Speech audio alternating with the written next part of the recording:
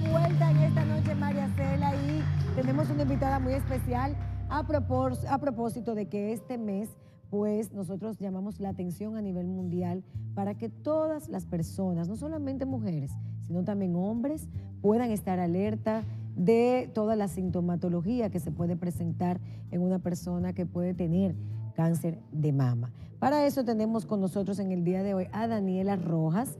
Daniela es psico-oncóloga, está vía Zoom con nosotros y viene a hablarnos, es directora ejecutiva de la Corporación Cáncer de Mama de Chile, Yo Mujer, es docente del Diplomado Psico-Oncología Universidad de Diego Portales en Chile y otras universidades, presidenta de la Asociación de Psico-Oncología de Chile, miembro de la Comisión Ética Asistencial del Ministerio de Salud en Chile y miembro fundadora de la Red Panamericana Bioética y Comunicación. En este mes, bueno, pues tenemos que hablar de este tema desde las diferentes aristas en que podamos abordarlo. Y yo creo que un tema muy importante es algo en el que Daniel hace mucho énfasis y es en el tema del lenguaje bélico que se utiliza para contrarrestar el cáncer de mama. Buenas noches y bienvenida, Daniela, esta noche, María Cela. Buenas noches, muchas gracias por la invitación. Buenas noches a todos. Bienvenida. Háblanos un poco, Muchas Daniela, gracias. ¿cuál es el objetivo de esta campaña? Como dijo Farida, es un poco de sensibilización de cómo uno se debe dirigir a una persona que está padeciendo cualquier tipo de cáncer, no solo cáncer de mama, porque hay veces que uno ni se da cuenta del daño que le puede estar haciendo a esa persona que está pasando por un trauma, por una de las peores etapas de su vida. Háblanos un poco de esa campaña. Bueno, la idea es generar una campaña que dure un año, no solo el mes del cáncer de mama, donde se suelen centrar todas las campañas, ¿cierto? Sino que sea una campaña de largo aliento, la estamos realizando con el grupo humano y la idea tiene que ver con reflexionar juntos sobre cómo hablamos de cáncer. Generalmente hablamos del cáncer en términos de un enemigo, ¿cierto? Y eso tiene muchas implicancias para la vivencia de los pacientes, porque derivan de esa concepción de guerra, de batalla, de lucha, muchas exigencias a los pacientes. No llorar, no tener miedo, estar siempre fuerte, pensar positivo 24/7 y otra serie de exigencias que van un poco en contra del proceso emocional que vive cualquier persona frente a una crisis de envergadura como puede ser un cáncer.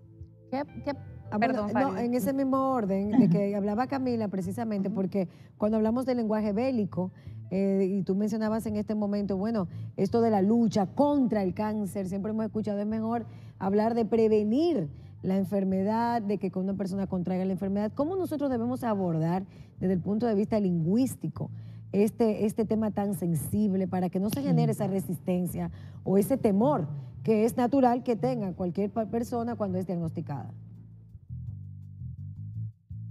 Claro.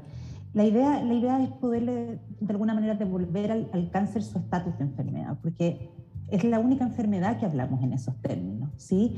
Y la idea es hablar del cáncer en los medios de comunicación, incluso en políticas públicas, y cuando nos acercamos a un paciente, del cáncer como una enfermedad y de lo que puede pasar emocionalmente con esa enfermedad.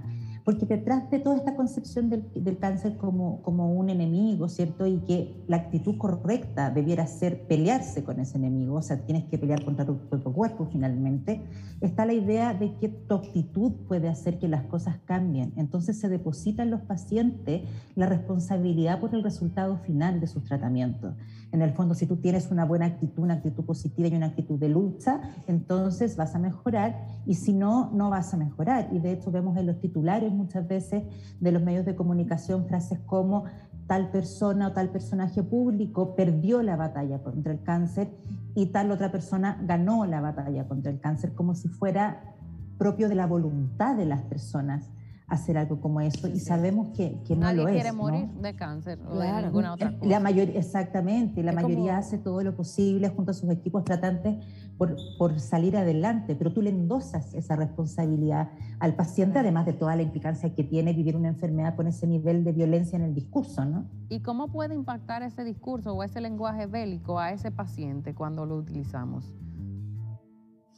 justamente como en esta idea de ser un buen paciente y de mantener la posición de luchador y de guerrero frente al cáncer. Por lo tanto, un guerrero no va a estar triste, no va a sentir miedo, un guerrero no puede hablar de la muerte, porque tenemos esta idea incluso media mágica de que si hablamos de la muerte la podemos llamar, ¿cierto?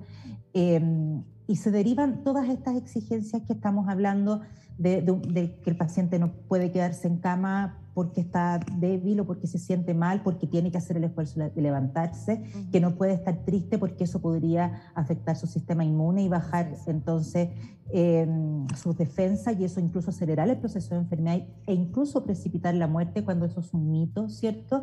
Y llenamos al paciente de temores respecto a su propia vivencia emocional finalmente, y a veces, ¿no? En vez de acogerlo. A veces el mismo temor hace que el paciente se inmovilice y diga, bueno, esto es una causa perdida, porque el temor y esta guerra ya no la puedo sobrellevar más, y sobre todo en países como los nuestros, donde la inequidad desde el punto de vista del sistema sanitario está siempre presente. No todo el mundo tiene acceso a un servicio de salud que le garantice un tratamiento y un diagnóstico como debería garantizarse, que es una presión más que a veces sienten. Pero en este tema de la campaña, por ejemplo, ¿qué podemos hacer para colaborar con ella? ¿Cómo se va a difundir? ¿Cómo se está difundiendo ya? Si va a ser a través de las redes sociales. ¿Y qué elementos podemos tomar nosotros para colaborar en ella? ¿Y qué es lo que debemos decir entonces? ¿Qué debemos decir? Ya estamos muy acostumbrados ¿Cuáles son las a decir palabras? esas frases. Las palabras correctas. ¿Cuáles son las palabras? ¿Y qué debemos hacer? Es muy curioso, porque cuando yo hablo de este tema es como nos sacan las palabras de guerra y nos quedamos mudos, no sabemos qué decir. Y efectivamente lo tenemos tan arraigado que no sabemos cómo proceder. Y es porque tenemos la idea de que frente al sufrimiento lo que tenemos que hacer es acallarlo, ¿no? Tenemos que hacer que la otra persona, si está llorando, el otro tiene que dejar de llorar.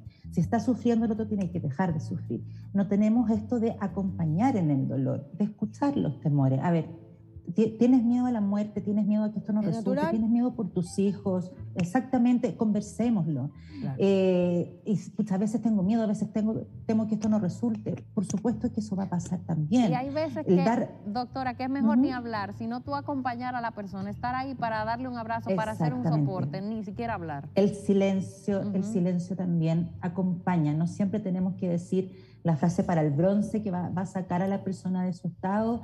No siempre tenemos que estar dando ánimos, sino que muchas veces es acompañar ese dolor. Entonces, desde los medios de comunicación, desde los comunicadores de salud, poder hablar. Recién me mandaban un tuit, porque cada vez que aparecen este tipo de titulares, la gente me avisa, un tuit de un músico, ¿cierto?, que decía el titular, luchó toda la pandemia contra el cáncer de próstata, cuando podríamos haber dicho, tal músico estuvo en tratamiento por cáncer de próstata durante la pandemia. Correcto.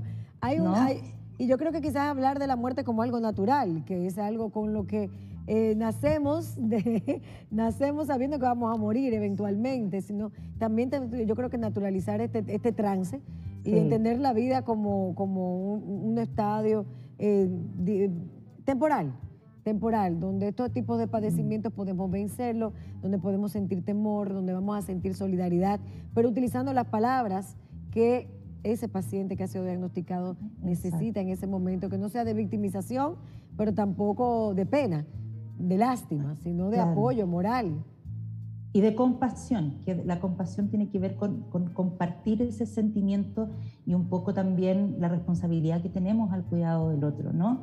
Y eso que tú planteas es muy importante, porque efectivamente todo esto tiene que ver con una sociedad que vivimos que es súper evitativa del sufrimiento y muy negadora de la muerte. Entonces, esta cosa de pensar en términos de ganar y perder, de que vencemos o no vencemos las dificultades, ¿cierto?, tiene que ver con la imposibilidad de ver nuestra fragilidad, nuestra vulnerabilidad y pararnos desde una omnipotencia que no es cierta, ¿no? Bueno, vamos a acompañar esta campaña que está ya en las redes sociales. ¿Hay algún tipo de hashtag con donde podemos acompañarla, Daniela?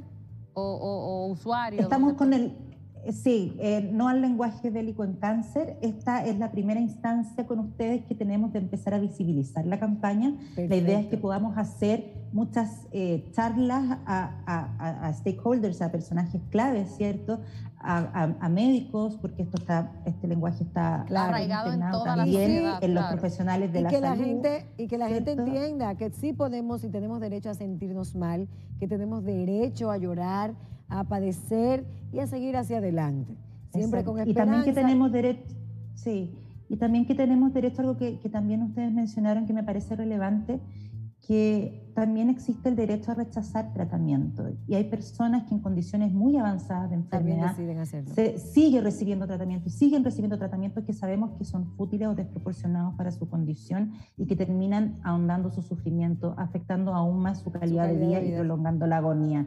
Por lo tanto, que un paciente en un determinado momento o que una paciente diga, yo no quiero más, también es un derecho. Y eso no es rendirse, ni es que perdió, ni es que se dio por vencido, tiró la toalla y una serie de cosas que decimos. Ahí también tenemos que estar para apoyar esa decisión, ¿no? Definitivamente esto es un paso importante. Gracias, Daniela Rojas, por haber estado con nosotros, psicóloga, especialista en psico-oncología y cuidados paliativos, con esta campaña para tratar de cambiar el lenguaje, visibilizar las cosas como debemos hacerlas de manera distinta para acompañar a los pacientes diagnosticados con esta enfermedad, que no es el fin del mundo, que los milagros ocurren, que la fe hay que mantenerla y que sí tenemos derecho a sentirnos mal sin que nadie nos vea como víctimas fatales o como que perdimos una batalla. Y que la enfermedad no se va a agravar por eso. Y que se va a agravar por eso, para nada que ver. Gracias, Daniela, vamos a estar muy atentos. Muchas gracias. No al lenguaje bélico contra el cáncer. Y hacemos hacer su chequeo anual, correcto, porque un diagnóstico a tiempo puede prevenir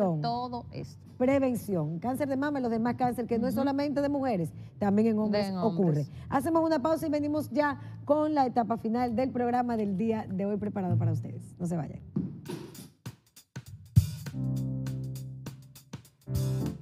Tienen sus